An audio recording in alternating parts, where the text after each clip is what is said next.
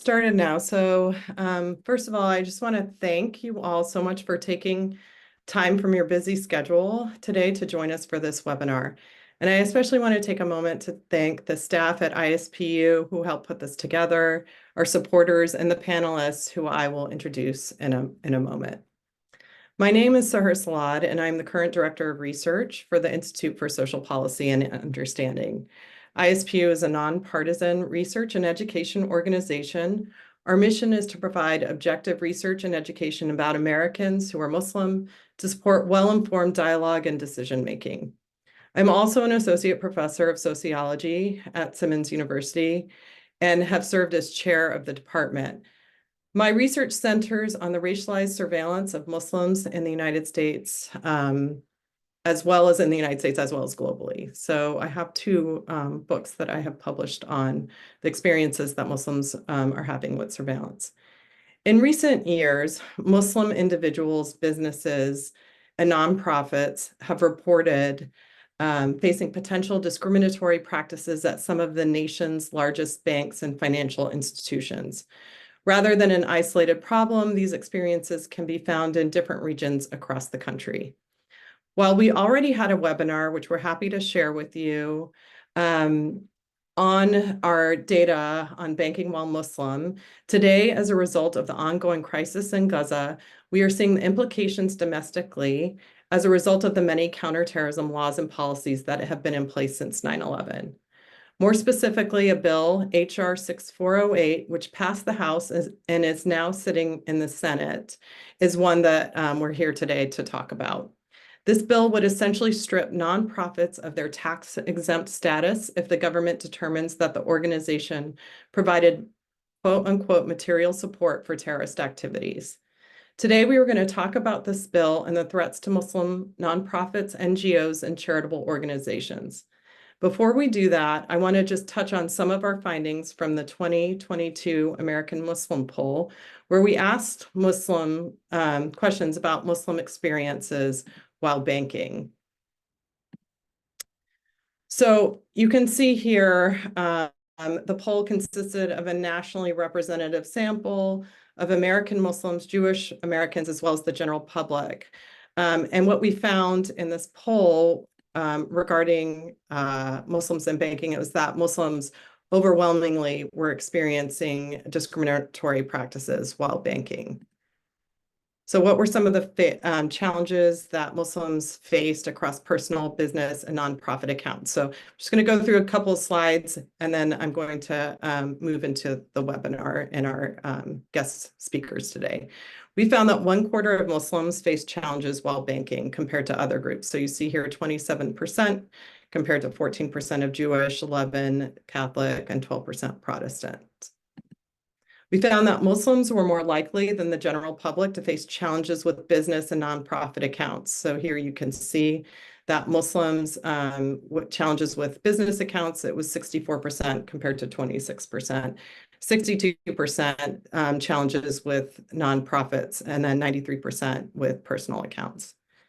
The most common challenge faced with personal bank accounts was that they were denied from opening a personal bank account. Here you see that 40% of Muslims stated that they had issues where they were denied opening a personal bank account. 33% had their bank account suspended, and 30% were denied payment that was received via personal accounts using PayPal, Venmo, or similar tools. There's actually an op-ed in the Boston Globe about PayPal and experiences with this for Muslims. 1 in 5 Muslims reporting challenges while banking faced problems when sending and receiving payments from business accounts. 22% had a business bank account placed under investigation for sending payments to others. We will share this all with you, all of this data. 1 in 5 Muslims reported challenges while banking, had nonprofit credit card closed or denied opening nonprofit bank accounts. So 21% stated that their credit card was closed for a nonprofit account, and 20% denied opening a nonprofit bank account. So I'm going to stop here, and I just want to I just want to emphasize that this data was collected in 2022. And so there's been a growing sense that such incidents are not just one-offs, but have pushed actually lawmakers, including Representative Ilhan Omar and Senator Elizabeth Warren, to urge financial institutions to modernize policies that implicitly discriminate based on ethnic and religious background. So today, I invite three panelists to discuss their work on the impending threats to Muslim nonprofits, charitable organizations, and NGOs.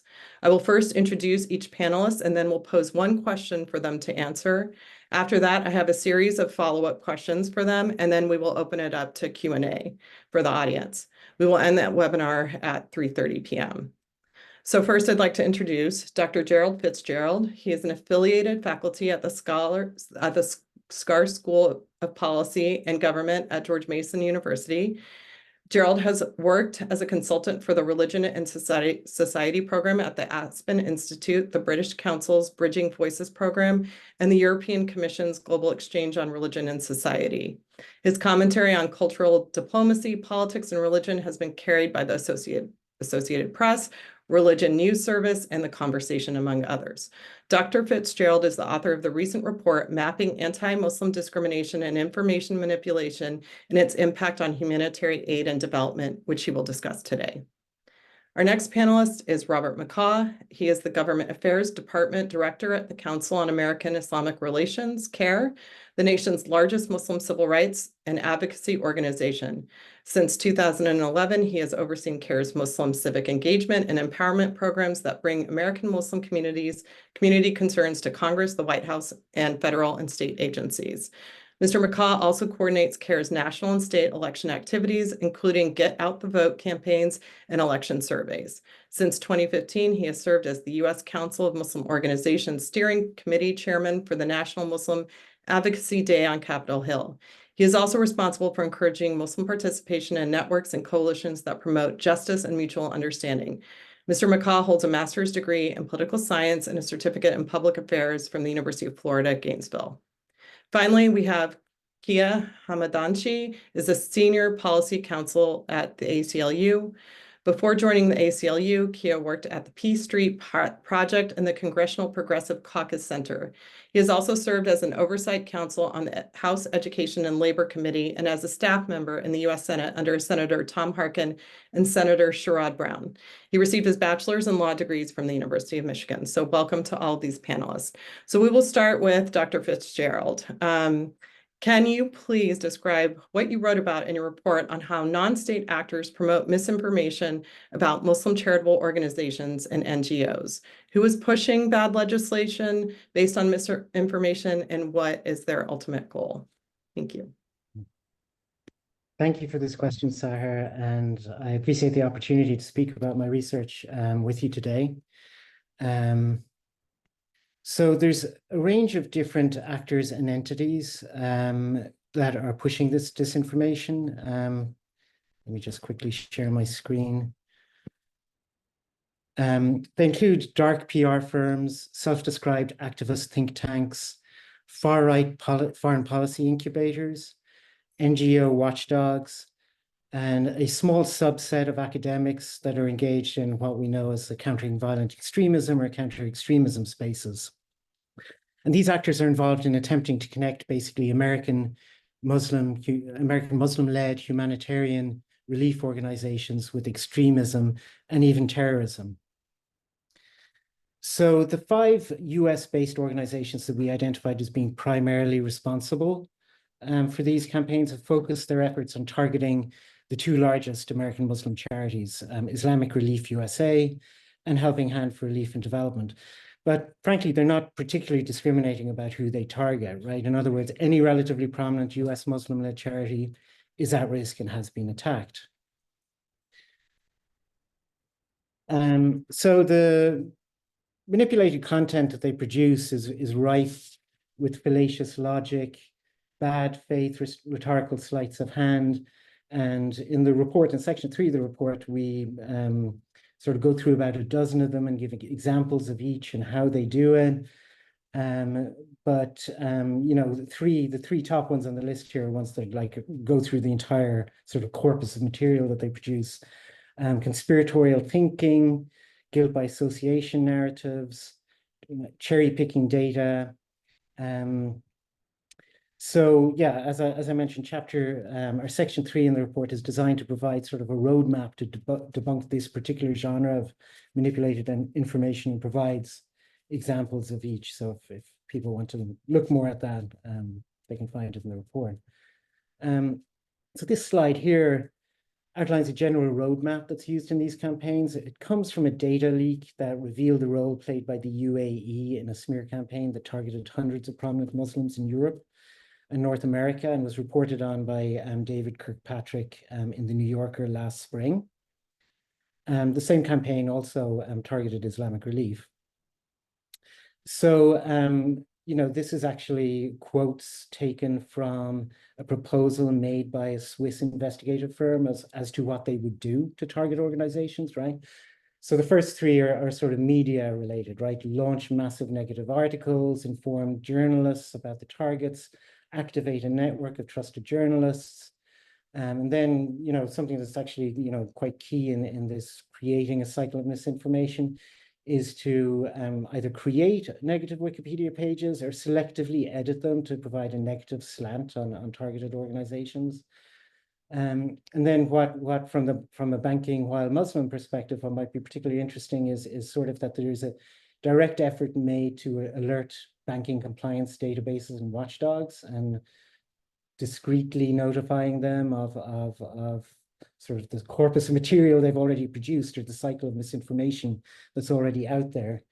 And then, you know, the use of social media to boost interest in the articles that they've produced. And then they move it into the political realm by trying to sort of lobby decision makers and prompt them to launch investigations, or, you know, co-sponsor or sponsor House resolutions, et cetera, et cetera. So I'll leave that up for a second. I'd like to quickly offer an illustrative case study of how this works. So as everybody I'm sure knows, humanitarian organizations, you know, operate often in sort of active conflict zones, or politically fragile geographies where states or central governments may not be able to kind of project power. There may be a variety of non-state actors, militant groups, charitable wings of militant groups, et cetera, you know, roaming around these areas, or adopting some sort of governance role in these areas. And some of these may be designated by the US government, either Treasury Department or State Department, or both. And in these chaotic environments, you know, it's exceedingly difficult for humanitarian organizations to know, you know, what individuals that they are, you know, interacting with, you know, who they are affiliated with, what organization, whether or not that organization is designated by the US government. And so I say all this just to sort of set the stage for something that happened in December 2017, and created a cycle of disinformation that had, you know, serious effects, political effects, right? In December 2017, Helping Hand for Relief and Development, HHRD, was co-sponsor of an event to recognize disabled people in Northwest Pakistan, along with Red Crescent Pakistan and an organization called Friends of Paraplegics. So during the event, without forewarning or foreknowledge of HHRD, a local official invited a third-party individual to address that crowd. And it later turned out that this individual was affiliated with an organization called the Falah-e-Insaniyat Foundation, which is a charitable arm of a designated is itself a designated organization, but it's the charitable arm of Lashkar-e-Taiba. So a local reporter for an outlet called the Frontier Post filed a report about the event titled "Steps for the Betterment of Special Persons Urged." The uncredited reporter identified 7 people that addressed the participants, including, you know, someone from HHRD and someone from Falah-e-Insaniyat Foundation. So someone from Sam Westrop from Middle East Forum seized on this and proceeded to wildly exaggerate the circumstances of the event, as reported in the article. And again, you know, Sam was the only source, the article was the only source for Sam's information. But his initial article in the story was titled, "American Islamist Charity Openly Partners with Designated Terrorists," right? Which completely distorts, the source material which he was completely basing his information on, right? In the article, he accused HHRD of organizing a conference with Fala Insaniat Foundation, joining as a sponsor. So the word conference obviously has sort of indications, connotations of formality and exchange that were not supported by his source material. Nor did the report, substantiate his claim that Fala Insaniat Foundation was a co-sponsor. So Westrop and his colleagues worked to plant the false idea that HHRD had openly partnered with terrorists across conservative US media, such as National Review, as well as in prominent media organizations such as Times of India, Economic Times, First Post, The Print. This created basically a full-blown cycle of manipulated information that was clearly designed to smear HHRD. Here on this slide, I'm just showing table 6 from the report, which shows, just a wide range of Indian media outlets that sort of included this accusation of an open partnership, right? Which is obviously, completely not substantiated. And so it's our analysis that this cycle of manipulated information associated with HHRD contributed to a series of congressional actions in the 115th through 118th Congresses, including but not limited to House Resolution 160, 3 congressional letters, a letter to USAID Administrator Samantha Power from Chair of the House Foreign Affairs Committee, Michael McCall, email exchanges between HFAC and USAID's Bureau for Legislative and Public Affairs team, etc. And I just sort of say, although, House Resolution 160, for example, died in committee, just having this stuff on the record and on the congressional record, has a lasting legacy, right? And contributes really to perpetuating disinformation and damaging the reputation of sort of legitimate American Muslim charities. So to your question, of sort of who is pushing bad legislation. I mean, of the 5 generators that we identify in the report, only the Middle East Forum has a registered lobbying presence on Capitol Hill. That said, the other generators such as Gatestone Institute, Center for Security Policy, are obviously also politically connected. There's also a series of actors that we call legitimators who sort of legitimate this manipulated information in political spaces.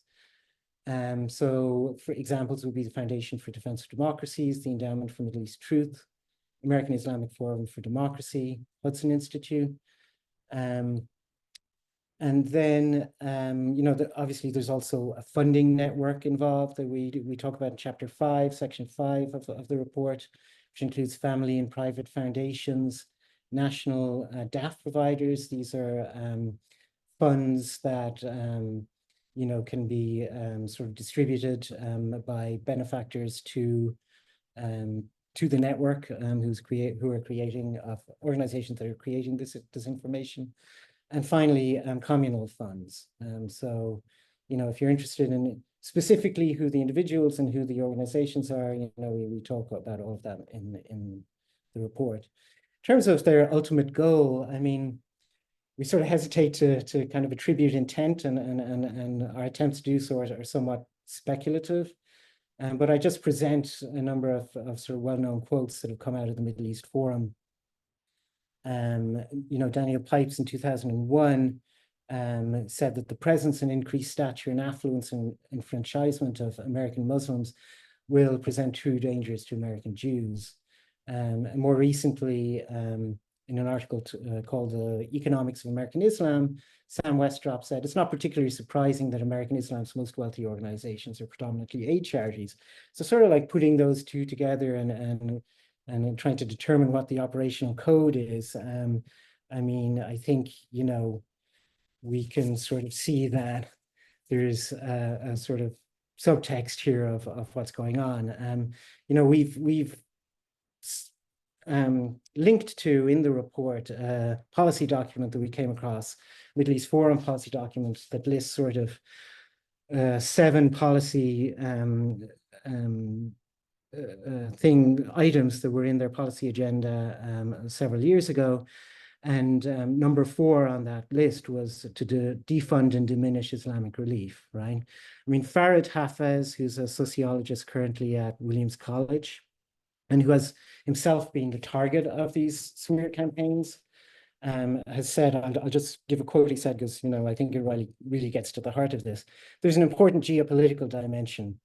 The idea is if you can weaken the Muslims, their resilience, their institutions, there would be less support for the Palestinian cause. So again, you know, what I'm laying out here is speculative, but I think the implication is that if you want to diminish and hinder the enfranchisement of American Muslims, you target the charities. So I'll leave it at that. Thanks again for inviting me to speak today. I really appreciate having the opportunity. Thank you so much for that. And we will share your report with all of the attendees, and I'm sure there will be more questions as we continue on. Thank you for that. So we're moving now from, you know, some of these non-state actors to my question for Robert, which is about a current bill that's sitting in the Senate. So could you talk a little bit about this bill that I introduced in the introduction, the HR 6408, and what impact this will have on Muslim nonprofits and places of worship? Absolutely. Thank you for having me. Greetings to my esteemed panelists, live streaming attendees. On behalf of CARE, I do want to thank ISPU for organizing today's panel discussion. So HR 6408, formerly known by its title to amend the Internal Revenue Code of 1986 to terminate the tax status of terrorist supporting organizations. It's clearly a nonprofit killer by design. It's bipartisan with the backing of Republican Tennessee Rep David Kustoff and Democratic Reps Richie Torres, Josh Gottheimer, and Bradley Schneider, who I would mention are frequent critics of Muslim Congresswoman Rashida Tlaib and Ilhan Omar, Rashida Tlaib. And it's also being supported bipartisanly in the House by Senator John Cornyn, Republican from Texas, and Angus King, a Democrat from Maine. So during its House debate and prior to its passage, but not in the Senate, lawmakers were specifically targeting and discussing campus groups like Students for Justice in Palestine and Jewish student groups. So we know the bill's target and its intent. And HR 6408, also known as S 4136 in the Senate, it would significantly impact Muslim, Arab, really any pro-Palestinian human rights, anti-genocide orgs, or even places of worship by exposing them to arbitrary and potentially politically motivated actions from the government. So I'm going to break it down in a couple key impact categories. So there's the risk of unjust designation. The bill would give the Secretary of the Treasury broad discretionary administrative powers to terminate the tax-exempt status of organizations deemed as terrorist supporting, very broadly defined. And given historical and current biases in the government, in Congress, Muslim nonprofits and places of worship are especially highly at risk of being unfairly targeted. There's also the concerns of suppression of free speech and advocacy. Muslim organizations, particularly those advocating for Palestinian rights, actively engaged in building community support for this. They could have their tax status potentially be revoked. And this threat creates a chilling effect on their free speech. Whenever there's a fear of being labeled as terrorist supporting, this can deter organizations from participating in activities or voicing opinions on relevant issues. And this really just continues the long historical trend in the United States of the Muslim community speech being curtailed or frozen, chilled. There's also a number of economic and legal burdens. Losing tax status would impose significant financial and operational challenges for these organizations, and that's really by design. It would also burden them with potential administrative repeal and legal battles to defend their statuses, which divert away resources and energy from their primary missions. It would also dry up all their funds to operate because most people would likely avoid donating to such groups with the designation. I'd also point out that this act undermines due process because if you allow the Secretary of Treasury to designate organizations as terror supporting based on classified evidence without providing really any true avenues for affected organizations to challenge those designations in a fair way, it just lacks due process. There is a way that a designated organization could administratively challenge this, but again, that's through a bureaucratic process. No charges are ever filed. If the Secretary of the Treasury was using classified evidence, then there's no real procedure for a nonprofit to challenge that classified evidence because they can't review it. Should it ever make it to the courts, then you have a nonprofit again unable to challenge this because only the judge and the prosecutor really get to see the evidence, and the nonprofit won't ever really know what they're challenging or who this evidence is coming from. And there have been past cases that have gone after domestically operating nonprofits with secret evidence that has been provided by foreign governments, including Israel. So just the absence of proper procedures for review and appeal increases the risk of arbitrary actions and these types of unjust consequences. And so that affects the constitutional protections guaranteed to not only all citizens, but organizations.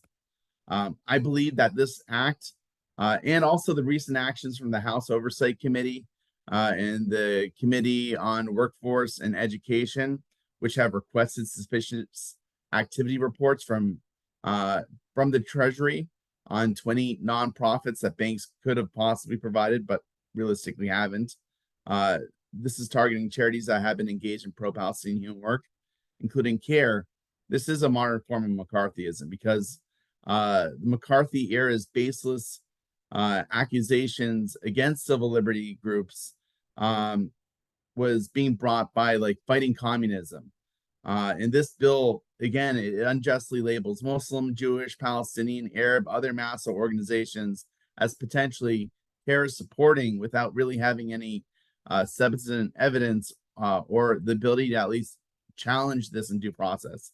And so, again, this entire approach, this act, this debate, the threat of congressional investigations, it's aimed at suppressing dissent and advocacy, particularly related to Palestinian human rights, just in the same way McCarthyism targeted political beliefs. And there's also, I'll end shortly, but there's a parallel to the watch list where this bill's provisions parallel the federal terrorism watch list, where individuals are being subjected to a secretive and unchallengeable designations that impact their lives, again, without any due process, because this act allows for the termination of tax status, in some cases based on classified evidence that you can't challenge. And so I think this kind of mirrors previous bad administrative programs because the watch list, which is comprised 99% of Muslim names, it was never actually established by Congress. It was established by the Bush administration. But in this case, you have Congress, following a similar framework. So HR 648 opposes just a substantial threat to Muslim nonprofits, places of worship. Again, it just exposes them to the political motivations of a bad actor under this or a future administration. The Secretary of Treasury could capriciously designate an organization, tying them up for months, if not years, in a bureaucratic and court repeal process, and it would just dry their funds through a lack of public support and fear. And at the same time, this could all take place without the Department of Justice ever filing charges against a nonprofit. So it could strictly just be administrative. Speaking with the bill sponsors in the Senate, they see this as just a civil, not a criminal issue, but it's really, it's using these flawed federal terrorism mechanisms. And it really, it endangers the civil liberties and rights of both, all people and their nonprofit organizations advocating, especially for Palestinian human rights. Thank you so much for that. There are a lot of questions I'm sure we all have about this, so thank you for sharing. Thank you. So I'm going to turn now to Kia and your work with the ACLU, and I'm just curious if you could tell us a little bit about how this is a civil rights issue, and beyond the American Muslim community, who else is impacted? Because I know through my work on counterterrorism laws and policies, it goes well beyond Muslims that are impacted by these. Yeah, I mean, I think this is absolutely a civil rights issue. I mean, I think a big part of it is just the risk of political and discriminatory enforcement when you vest such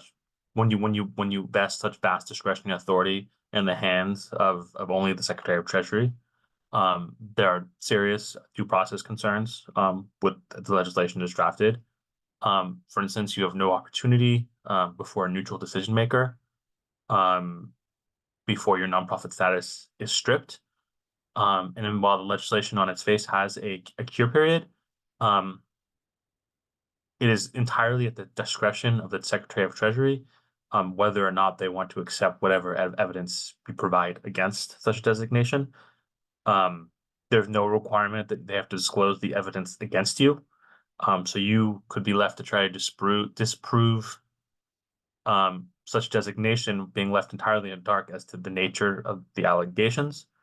There's also by putting this in the tax code, you open the ability of the IRS investigative authority to harass nonprofits. So you could never have a designation, but you could be under constant scrutiny and investigation by the IRS in furtherance of the potential of such a designation. And I think the reputational and the financial risks that this all creates would absolutely chill speech and curtail constitutionally protected activities. It's designed to stifle free speech, that it would allow an administration to target their political opponents and to punish disfavored groups. This is exactly how an authoritarian leading administration would try to cow civil society. And one of the examples that I've used in terms of how this could work in practice, you have a lot of members of Congress who are conflating protesters on college campuses right now without any evidence as the same as Hamas. And a Treasury Department could take that and say that we want to strip the nonprofit status of any university because by allowing these groups to protest on campus, they're providing material support to a terrorist organization. And whether or not that would ultimately hold up in a court of law, it's absolutely going to chill speech because universities are not going to want to deal with such a fight, and so that is very much the goal of the legislation as drafted, and it really could apply to a wide range of nonprofits. Jimmy Carter, for instance, has said that the Carter Center's work could be threatened. In the past, he said the Carter Center's work could be threatened by the scope of material support laws and how the government has used them. And it's not hard to see this power being used in a broader set of circumstances that have nothing to do with the protests on college campuses right now. The government has a long history of abusive and discriminatory prosecutions using material support laws against Muslims, against charities, and against civil organizations. And it's absolutely true that such a broad use of authority may not ultimately hold up in a court of law, but it will absolutely chill speech because the stigma of the designation itself is going to be something people want to avoid. It's going to lead to them avoiding constitutionally protected speech. And that's why I think there are civil rights concerns with this, and I think what you'd see under a Trump administration is this being used in a far broader set of circumstances that have nothing to do with what's happening right now on college campuses. Thank you so much, Kia. And we will also share the op-ed you have in the Hill, which is an excellent piece on this. So Okay, so I want to invite all the panelists to be on screen for a few questions that I have to pose, and I just want to remind everyone who's in the audience that you can use the Q&A function to ask a question, which I will ask them after we go through this round of questions. And so I guess the first question, Kia, maybe you could answer this one first, which is, you know, we've seen after 9/11 all these counterterrorism laws and policies be put into place, and then 20 years later, you know, they're being used actually, like you said, in these much wider range on a much wider population than just Muslims, you know, so undocumented, all kinds of, you know, they're used in African American communities in terms of policing. But my question is, how are they, do you know how they're defining what material support might look like? What does that mean when they say, you know, any organization that is deemed as providing material support for extremism or terrorism? Yeah, I mean, I think it's important to note that under current Supreme Court precedent, in terms of like speech, for that to be considered material support, it has to it requires coordination or direction with a foreign terrorist organization.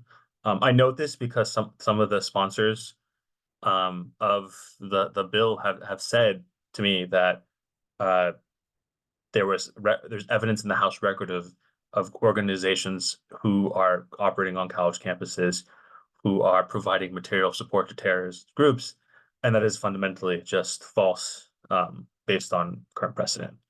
But it has been interpreted really broadly, and in one of the leading case for the Supreme Court precedent is it's Humanitarian Law Group versus Holder, and it was in that case it was decided. So there was one of the things that was determined to be material support was providing training to some of these designated foreign terrorist organizations in how to resolve their conflicts peacefully and advocate for their rights before the United Nations. And the Supreme Court said that counted as material support, and that's a good example of the sorts of just how broad this has been interpreted in the past, and that's the only Supreme Court case on the subject. Thank you. I mean, that is the frightening piece of it, because especially in a moment, we know that Muslims are the most likely to support to provide charitable or donations or give charitable donations, and particularly in this moment when later on they can be designated as providing this material support for terrorism. So, this is open to any of you that want to answer. Aside from, nonprofits, charitable organizations, do we see these types of policies expanding beyond that? I think you kind of touched on that, Kia, when you said that, like, universities might then be treated as if they are providing this kind of support. But does anyone want to respond to, where could you see this going besides just these organizations that we've mentioned?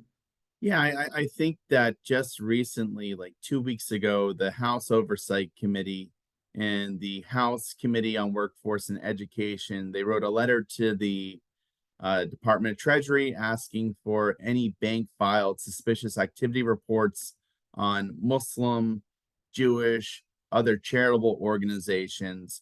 And it was all within the context of these student protests where they were saying, well, there's a chance that foreign governments are funding these organizations. These organizations are funding student protesters. They're trying to contextualize the student protesters or these groups as foreign agents. And in addition to that request, the committees made clear that at some level, they're investigating these 20 listed American legally operating charities and nonprofit organizations.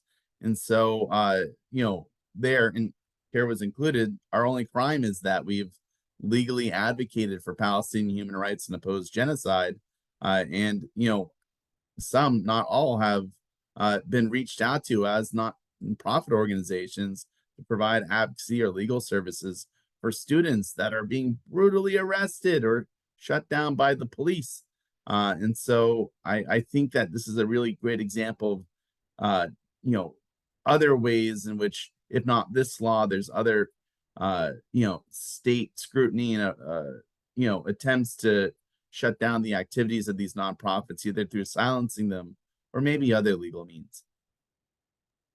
Yeah, that's really, I appreciate that, because that kind of lends into another question that I had. But, I wonder if you look at that list, and I don't know if everybody in the audience knows who's on that list of 20, but there are, some well-known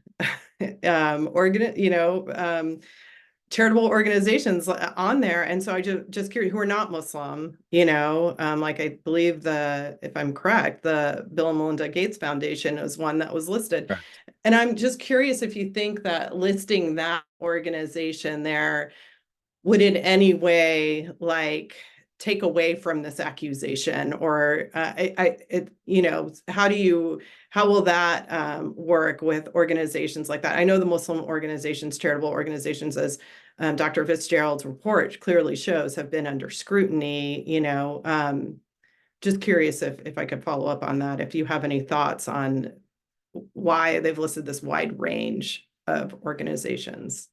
I think some of the charities listed have donated to what you could be seen as progressively leaning other charities, advocacy groups, or nonprofits, but it's definitely no group wants to be under a congressional investigation or have the hint of wrongdoing, right? And so I think this is just a shot across the bow from Congress to these groups saying, you're now under our watchful eye. And we can make things tough for you if you continue this type of advocacy. So I think it's more of a threat of an investigation rather than anything else. But they're hoping to elicit a certain response, which is less activism, less donating to other civil society organizations, even if we're all legally operating as we are. I'd love others want to chime in. Yeah, I would just say we don't know exactly why every single group ended up on that list. I mean, I think some we can. It's obvious why the Republicans targeting them, but I think we can look at that list as a hit list, in terms of the types of groups that they'd want to go after, with this bill, and if this bill were to become law, and who they want the Treasury Secretary to be investigating and potentially designating a terrorist supporting organization, and I'm sure that that's the group list of groups that they have in mind. Go ahead. Yeah, please go ahead. I just add that in the humanitarian sector, there's also been, a bunch of non-Muslim organizations who've been drawn into or have been attacked for various reasons by, so-called watchdogs. So I'm thinking of organizations now like NGO Monitor, for example. So, I mean, they've attacked, almost every large humanitarian organization you can imagine: Save the Children, Oxfam, World Vision, sort of spanning the kind of sort of secular and religious divide, including like large scale Christian evangelical organizations. And I think with an organization like NGO Monitor, I mean, I think a lot of it comes down to sort of, these are organizations that are all operating in Gaza or Kashmir and in places where, they're concerned, I think, about the sharing of information, about the impact of these conflicts on populations in those areas. And so they want to kind of, to the extent possible, kind of call a halt to the sharing of information about the impacts of conflict. Yeah, thank you for that. So I guess you sort of all have maybe somewhat alluded to this, but one question that I think everybody wants to know is, so this bill is, sitting in the Senate, and we're seeing, a lot happening since October 7th.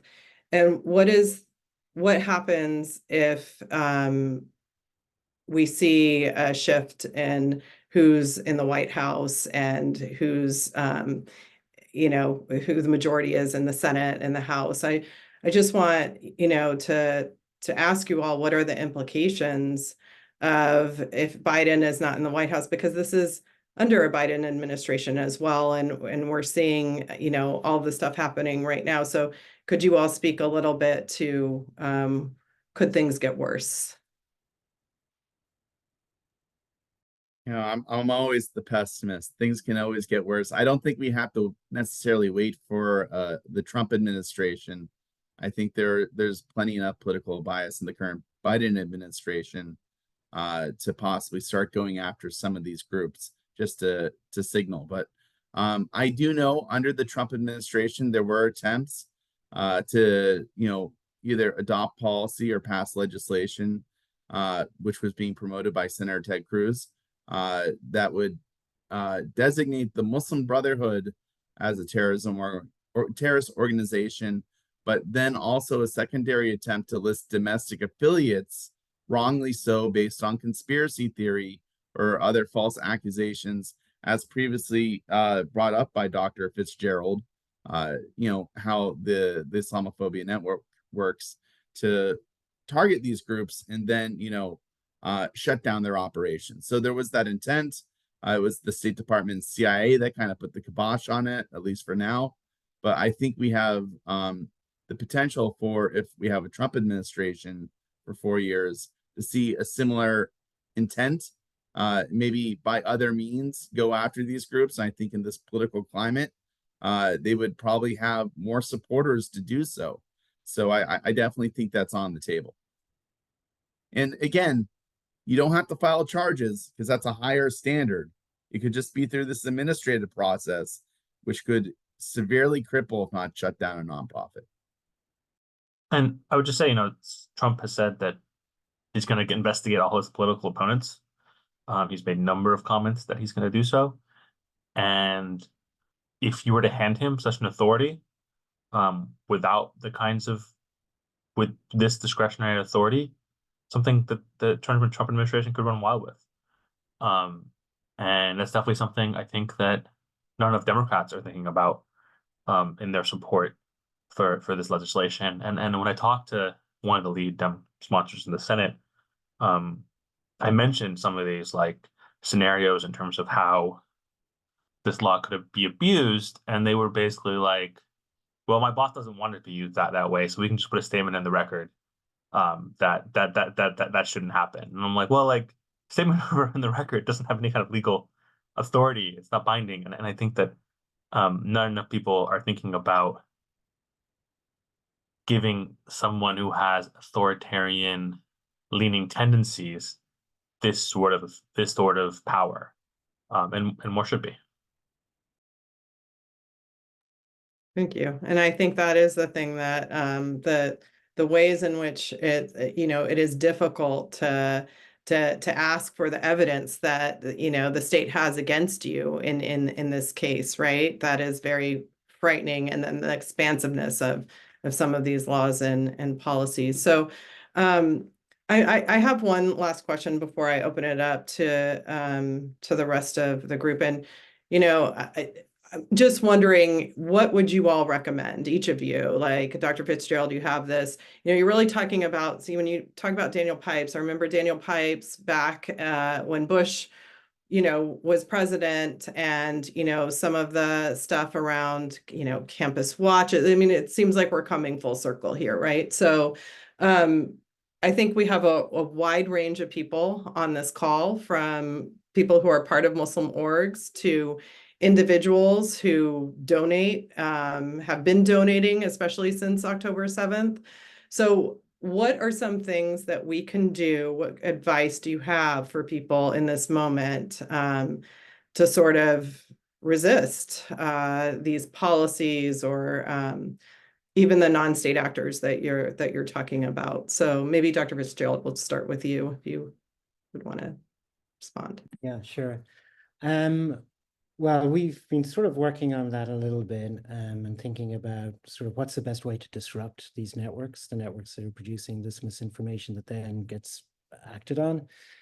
I mean, one very simple way to do it, like from the perspective of an American Muslim charity, is to actually like monitor, from a strategic communication standpoint, monitor your Wikipedia page, right? I mean, it's it's an interesting like part of the cycle, the Wikipedia editing, maliciously editing Wikipedia, because you know, Wikipedia often tends to be a first-stop shop for a non-expert audience. So, you know, if you have someone who knows nothing about an organization, Wikipedia, if you do a search on Google, Wikipedia is going to be probably one of the higher search returns. And then so you read you're like, oh, Wikipedia, you know, they're pretty good, you know, whatever, that'll do.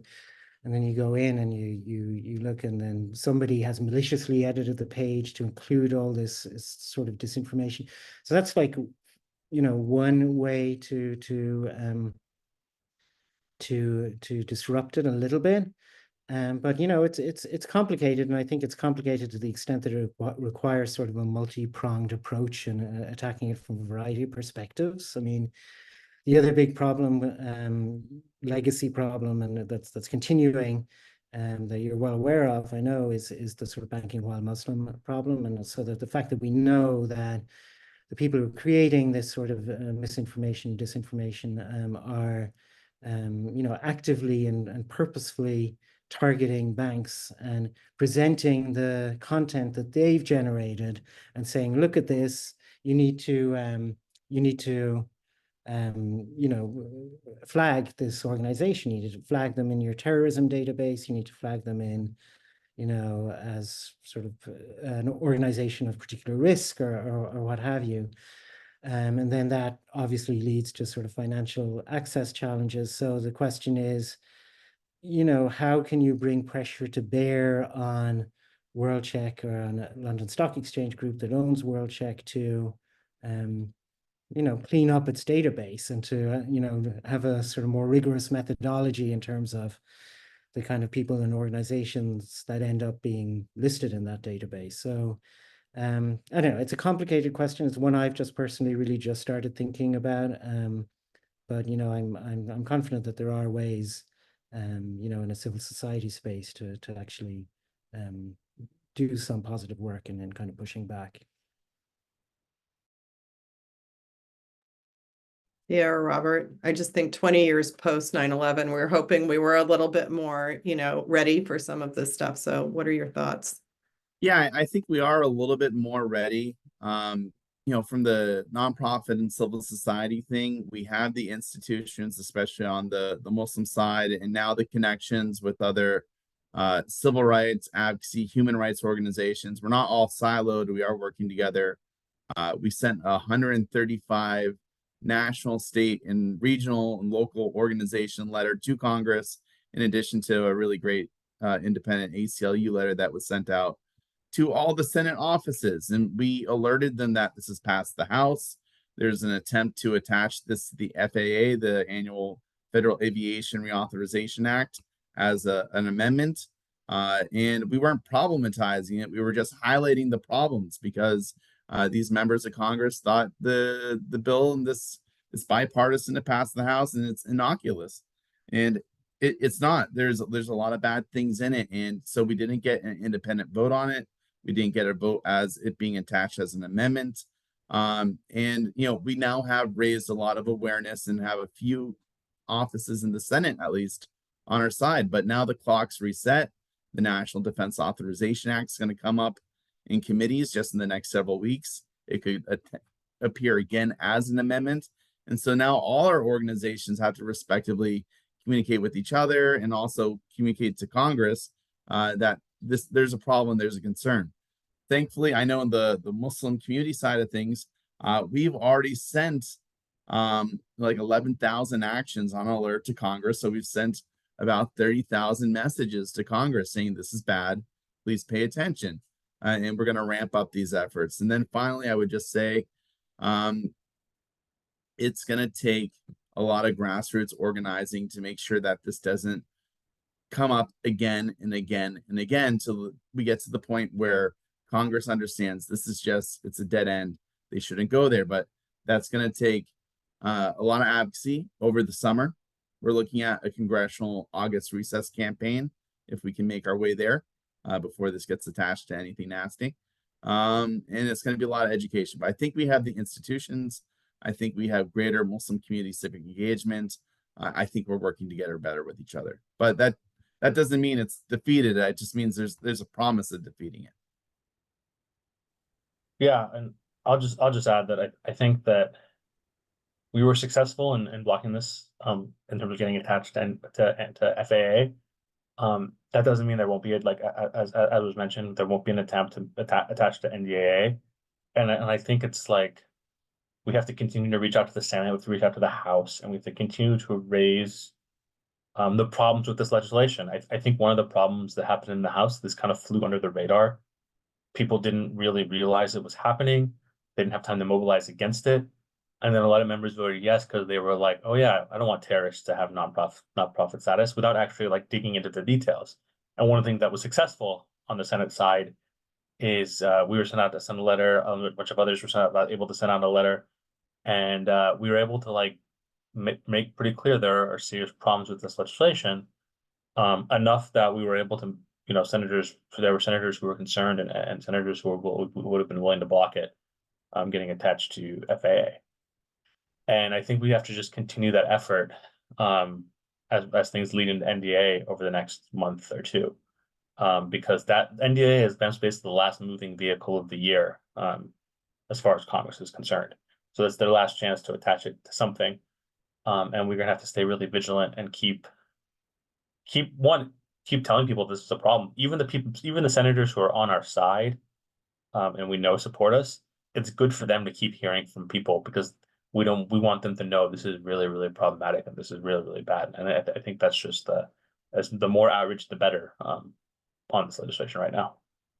Yeah, thank you all. And I totally agree. And I just want to, you know, kind of echo what Robert said. We're sort of in a moment where we're seeing a lot of organizing happening, and the Muslim community is very involved in a lot of this organizing. So there is that potential there, right, to keep our eyes, but we have to keep our eyes on these bills and policies. And like you said, Kia, and also I think collaboration too really matters, because like you stated, who this could be used against goes well beyond the Muslim community, and also the disinformation that we see out there on pages like Wikipedia is important. So I'm going to turn it over to the Q&A. We have a lot of questions in here. I'll try to get through as many as we can in the next 25 minutes. But one question that's being asked is, Muslims should have protection from this discrimination as a religion under Title VII of the Civil Rights Act of 1964.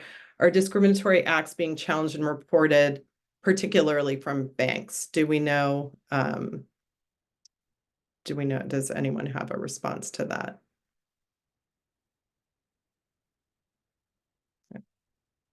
And it's okay if you don't, but just curious if banks are thinking, or these institutions are thinking about the protections that Muslims should have, or are these, you know, the compliance with the government in terms of counterterrorism or, you know, combating or preventing terrorism much greater in this moment? Yeah, I think that's an interesting question. Just as CARE receives reports of anti-Muslim bias discrimination cases, we do, either at our national office or chapters, receive from time to time reports from the community every year that a bank account was closed or a nonprofit charity is having issues, but it's not a very widespread or prevalent thing that's reported to us. And we just don't know whether it's uncommon or if people just really don't want to talk about the stigma of having an account closed. And I can just say, through normal banking interactions, someone on my Muslim side of the family had one of their accounts closed. And the first thing they were afraid of is the FBI going to knock on my door the next day. And speaking with the right attorneys, we find out, no, this is standard procedure. And really, banks, though, they've institutionalized Muslim law banking. I've talked off the record with senior vice presidents at one of the top 3 banks in America, and they'll just say it's cheaper to shut down the account of someone that has a money wire overseas than it would be to hire a staffer to investigate on whether these activities were legitimate, number one, and then verify to the government that, you know, no crime was taking place, because then the bank's on the hook if they're looking at it to some degree. So it's just cheaper to offload Muslim or really Iranian or other customers who, you know, fit certain profiles. And so are the banks aware of it? Yeah. but they've institutionalized it. And that's why Congresswoman Ilhan Omar and Senator Warren and about a dozen or so other members of Congress have now successfully in the last year and a half, I think, sent 2 or 3 letters to, number one, all the banks, all the regulatory agencies that cover banking, and each time to the Department of Treasury, saying that more work needs to be done.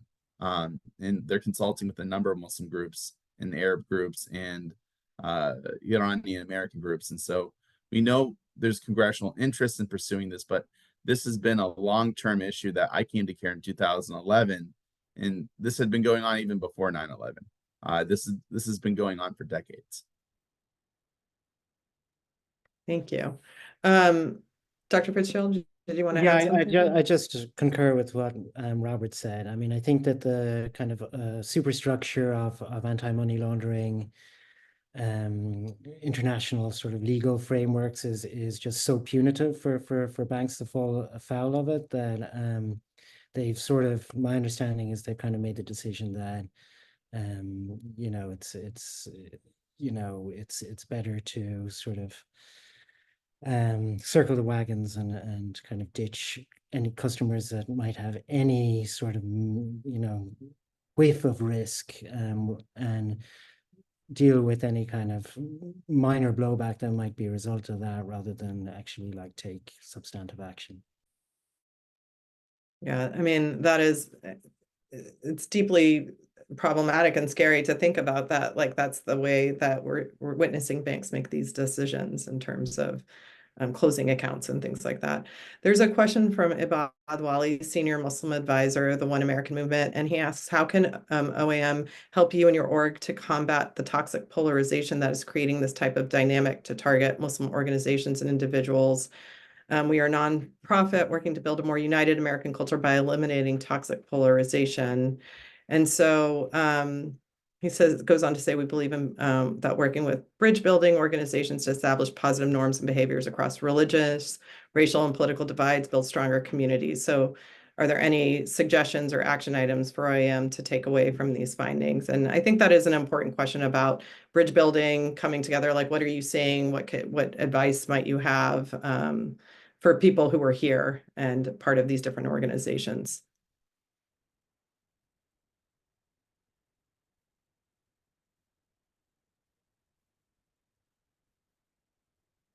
I might tag you, Robert, as somebody who's part of an organization.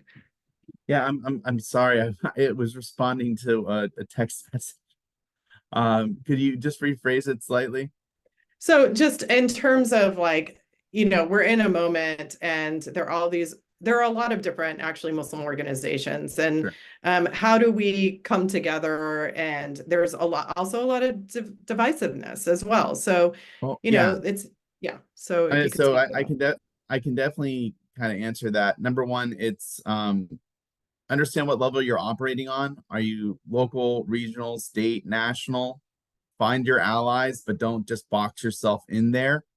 You know, keep on being present, join larger coalitions. No one can do this work by themselves. So it's always just a question of like, how many helping hands can I get to push this cause in the right direction?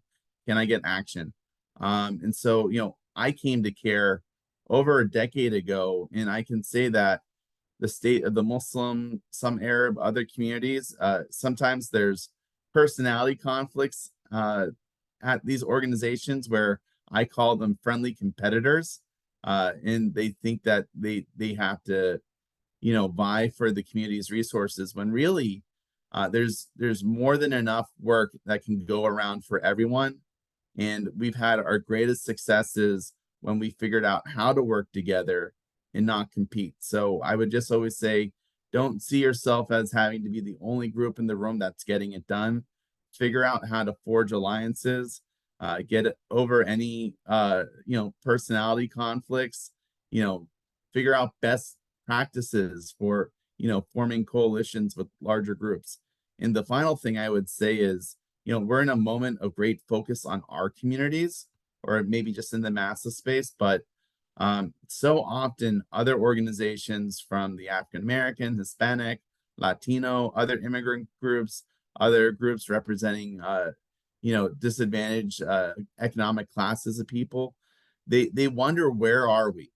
And if we're there for them more often, if we show up for their cause, and we realize that as the most ethnically diverse community in the nation, the Muslim community, that tangibly we're affected by every single issue under the sun. I was hanging out with Latino Muslims in Dallas last week, right? Like, we are impacted by everything. So we should be out there supporting our common cause allies in their concerns. So in our moment of need, it's just not, well, how many Muslim, Arab, or maybe progressive Jewish groups can show up on this? It's like, how does the community get our back because we had theirs? Thank you. Thank you for that. So there's another question about how are Muslim individuals, businesses, and nonprofits working to redress individualized complaints with the federal government? Are communities aware of complaint mechanisms? So what are some of the complaint mechanisms that exist? Are they using them? Are they aware of them? What type of complaints? I'd love to be more specific. There's tons of complaints with the federal government. That's the one good thing Americans have for them. So perhaps maybe more specifically when it comes to, nonprofit status, banking, things like that. You did mention that you were receiving some of those complaints as well. Yeah. Um, I mean, there's always, there's complaints revolving nonprofit work that, you might want to address with the federal government. So for example, a very large Palestinian American Muslim organization the other day, one of their staffers was questioned at the border repeatedly about their activities, especially as it relates to campuses. I've also seen this happen to a few academics in the last month. And so there's definitely a line of questions being fed, most likely by CBP, to their border agents. And so what we did is we directly addressed this with CBP. We actually noted that 2 years prior, we had a similar complaint with that same individual, and they hadn't been harassed as much, but lately they're being harassed again. We make these things public because we believe that the government responds better when there's pressure and sunlight on what they're doing. And so never feel compelled to, I have to stay in my lane, I have to privately complain to the government. We have to hold our public agencies accountable. And I think by exposing them of their activities, when they do something like this, it happens less. Several years ago, a number of Iranian Americans were returning from a concert in Canada, and they were all flagged and detained for hours at a time. Our Washington chapter and a number of other groups filed complaints with CBP. We made this very public. We actually exposed that what happened was in violation of CBP procedures, and we hadn't seen something as egregious happen for a number of years. But I don't think you can just go through the administrative processes, whether that's you reach out to the agency, or if it's with DHS, you reach out to DHS Strip. With the DOJ, you reach out to the Civil Rights Division. You should do that, but those agencies should also have an expectation that you can go public about this, and that's your right to do that. And so you should also do that as much as possible. And I know it's sometimes you need to be courageous when you do that, because you're going to face scrutiny or pushback, but you're making it safer for everyone when you can have the courage to challenge them publicly.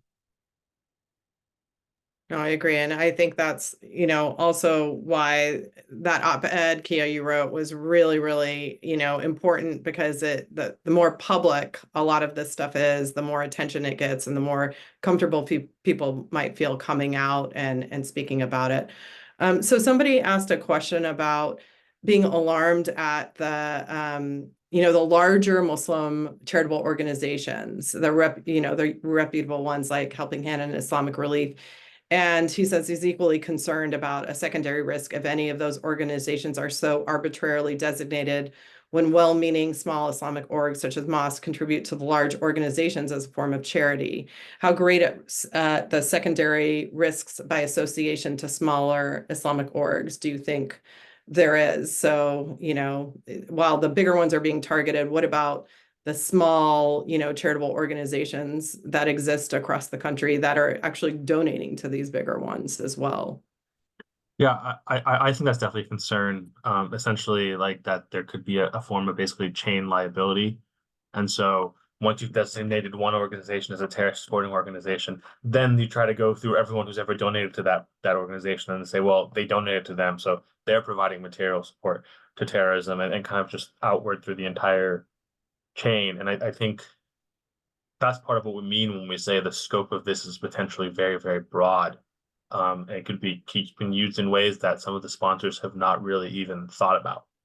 Maybe some of them are intending it to be used in this way, but I do think that there are some of the sponsors who kind of have buried their head in the sand, and they're not really thinking about just how problematic this authority could be. Again, I see a lot of parallels with the watch list. And so if you know someone on the watch list, the FBI can place you on the watch list. And that's how tens of thousands of Americans have ended up on the watch list. We also just see fishing expeditions where, you know, your mosque might be targeted because you had a fundraiser for a charity, and they're just kind of dropping by and seeing who's willing to talk. And what I can always just say is the best response to government scrutiny is to have an attorney on hand. And whenever someone calls CARE and they said the FBI has knocked on my door and they ask for tea, we tell them to, you know, we give them an attorney. We tell them to tell the FBI that they should only speak through that attorney. And like 99% of the time, the FBI will just give up speaking to that person because they're just looking for weak links in the chain. And I would just also say, I grew up Christian. I don't remember having a single story of the FBI wanting to visit my church or someone in my congregation for tea. And so that's not normal. In the way that the federal government investigates the Muslim community is not normal. So we're always at a higher risk than I think other communities. And I think when you pass these types of laws, you exacerbate that risk. So yes, there's a risk, but we've been operating under this risk for the past 20 years. And the best thing that you can do is know your rights. And usually the government wants to go pass along the softer targets. Yeah, I think that's a great point. And it's also illuminates the fact that who's more vulnerable, especially in this situation, like you said, those who have the ability to contact a lawyer or know their rights versus those who are more vulnerable to policing and the FBI and may not have access to some of those. So one of the questions is, do we have legal support on call through CARE, MLFA, ACLU, and others to receive assistance if we are targeted? Is that something that I know ACLU chapters are very active. MLFA handles criminal cases, but they've sometimes expanded some of these civil things. CARE chapters, CARE National, absolutely. And by the way, someone commented Black Christian churches got lots of FBI knocks. So I apologize. My very white, all Irish congregation in Scituate, Mass. We never had any issues, but there are lots of other communities that have been stigmatized by the FBI. Okay, so just a very logistical question. If an organization receives a target letter, what should their first steps be? Call an attorney. Do not respond. Okay. Are there any risks to our nonprofit organizations from curating resources and creating curricula that teach about Palestine past, present, and promote it?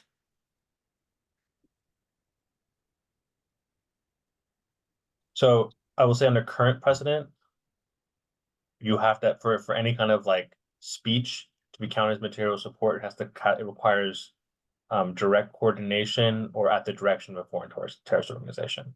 That's the current Supreme Court precedent. So under current precedent, the answer would be no, but that doesn't mean that that precedent may not change given the makeup of the Supreme Court right now. You know, and I'm not a material support expert, but you know, one of the things is they'll try to tie you or what you're doing to a foreign designated organization. So if you develop a curriculum entirely based on your own research, based on, you know, academics or other open sources that have not been publicized or used by those designated groups, you know, theoretically there should be nothing wrong. Another question is, I'm curious, based on the anti-Muslim sentiment you described in Congress, does it make sense for individuals and non-Muslim organizations to mobilize against the legislation, and how is that done? This sort of goes to part of the conversation earlier as well. I mean, I think in terms of what I was looking at in terms of legislative attacks on American US Muslim-led humanitarian organizations, September 2017 was sort of a pivotal moment, right? Because that's when Ron DeSantis offered an amendment to the Consolidated Appropriations Act, which was targeting Islamic relief worldwide and sort of saying it should be denied federal funding, even though the amount of its funding that comes from the federal government is minuscule.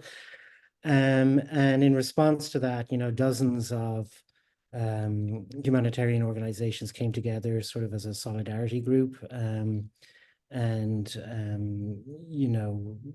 sort of oppose that amendment. And it turned out that Ron DeSantis ultimately didn't offer the amendment. He had to return to Florida to deal with the aftermath of Hurricane Irma. But I mean, I think that the sort of conventional wisdom is that that was very effective, right? So coalitional solidarity responses that bring in kind of non-Muslim organizations as well, because there were organizations like Catholic Relief Services, et cetera, various Jewish humanitarian organizations that sort of signed on to that. So I mean, just on a more positive note, like I think there's a lot of potential there when push comes to shove for kind of solidarity networks to be mobilized to sort of work against these sorts of activities. Yeah, and do you think we're seeing more of that right now? I mean, I think that is key, right? Like, I mean, if we look at like the Muslim population in the United States, it's a very small percentage of the actual demographic population. So do we see in this moment, like, as I know the ACLU does a lot of work with other organizations, but is that happening more right now? Some cross, solidarity type of work outside of the Muslim community. I think so. Oh, good. I would also say groups like the ACLU, they're not a Christian group, they're not a Muslim group, they're kind of in a middle of the road group, open to any concerned people reaching out to them.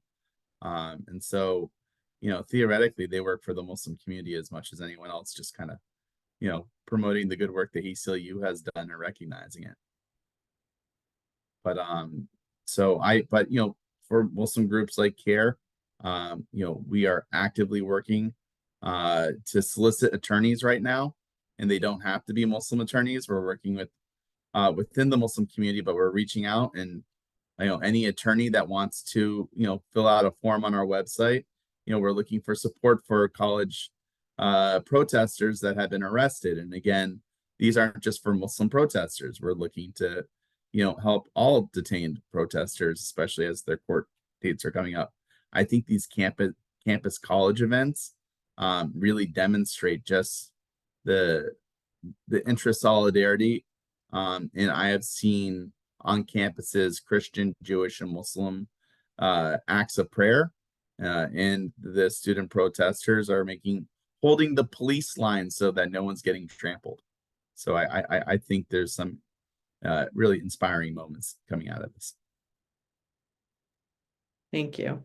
One other question is, this is from Hussein Yadabari, Muslim Community Network, one of the 20 organizations in the letter to Treasury Secretary Yellen. How can an organization effectively coordinate its response, advocate for its interests, and robustly counteract unfounded accusations while also navigating the complexity of the HR legislation and overreach by politicians serving on oversight committees? So really, is there a coordinated response right now to this letter? CARE's reached out to several of the groups there. I think we're all a little busy right now, just kind of dealing with the many things that are happening. There's a very large Muslim community event happening this weekend in Baltimore. 40,000 people are going to the ICNA Mass Convention. I know on my own schedule, I'm going to try to email and reach out to all the groups listed to see if we can sit down. I'm also aware there are some third-party, not listed groups that are working on a response letter for the wider list of those groups. CARE wrote a letter kind of directly to the committee, in some ways lambasting them for just how foolish of an errand they're doing. I think a more formal response from all groups is good. I also think we're going to have to probably at one point reach out to the Treasury and to just kind of discuss what are legitimate requests and what are fishing expeditions, and try to just push back a little bit by other means. So we'll see what happens. I don't think anything's been firmly established just yet. But I don't know how credible of a threat this is versus posturing, because especially from the House Committee on Workforce and Education, they have had a series of very public, very big spectacle hearings where they've been going after the college administrators and trying to take them down or force them to quit because they've allowed these protests to happen. So they're really just trying to intimidate as much as possible. I don't know how much real power they have, but outside of saying, we're looking at you. I mean, hey, look at us. We're here. I hope you read our press releases. And I'll say that there was a group letter I saw that went out to the committees on this letter from a wide variety of groups. But I also think this is still very early in the process. Like, they just sent that letter. I think they asked Treasury for a response by the end of the month. The Treasury is not going to respond by the end of the month because Treasury, like, they don't respond to congressional oversight requests very quickly. And as a general rule, like, they may not respond to this till like August or later. But I think it's also like, this is, we're also still trying to figure out, was this letter a one-off, or is this letter kind of like the opening salvo in terms of a congressional investigation into these actual groups, which would probably entail actual letters to a lot of these groups. And I've spoken with a lot of them, and I think my message has mostly been like, there's no reason to panic, that this is still like, like, obviously this is like, there's a lot of problematic things about this request, but I mean, we're obviously like keeping a watchful eye on how it develops. Okay, well, thank you all. And I think we're at time now, but I just really want to thank you all so much for taking your time to come and speak with us today on this. I think it's very important to highlight this, and that particularly a lot of the questions were similar questions in the chat about smaller Muslim orgs being very concerned about a bill like this and the impact that it could have. So highlighting, what bills and policies are out there, highlighting, Dr. Fitzgerald, your report, which we will send out to everybody, about, some of these non-state actors and organizations that are doing this work, which is very similar to a lot of the misinformation that's been out there about Muslims in general. So I just wanted to take this moment to thank you all for participating in this, for being here. We will highlight your work to everybody, and everybody should stay vigilant and keep be aware of these laws and policies that are being introduced that often get passed without anyone paying attention. The media cycle doesn't cover these, and so that's why I thought it was very important when I saw that letter to highlight this as it relates to ISPU's work. So we will, we do have a poll that we're asking audience members, if you wouldn't mind taking a few minutes just to take this before you exit this webinar. But again, thank you so much to our panelists, and this recording will be available for everybody in the next few days. So thank you so much again.